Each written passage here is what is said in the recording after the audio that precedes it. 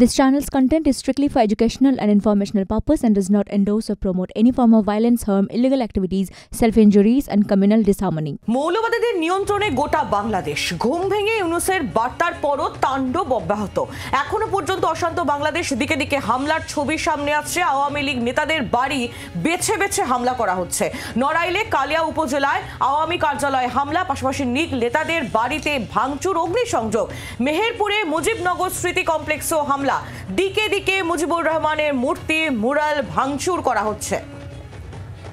কথা বলবো রাজীব এই মুহূর্তে আমাদের সঙ্গে রয়েছেন, প্রতিনিধি টেলিফোন লাইনে। রাজীব, গত 5ই আগস্টের পর 5ই ফেব্রুয়ারির ছবি আমরা দেখেছি, যা দেখে গোটা বিশ্ব বাংলাও স্তম্ভিত।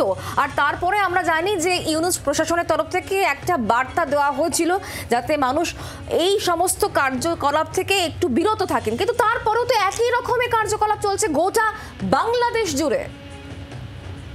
দেখো, ইউনূস সরকার যে বিবৃতি দিয়েছে, যার কথা তুমি উল্লেখ করলে, সেটি একেবারে আইওয়াস।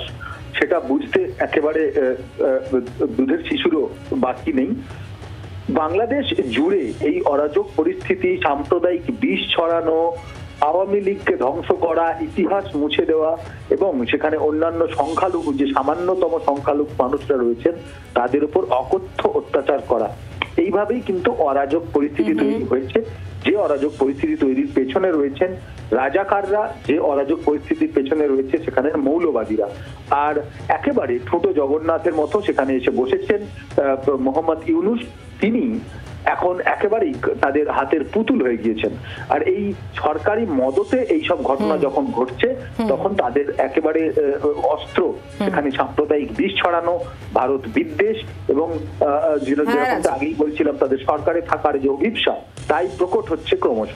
ধন্যবাদ রাজীব।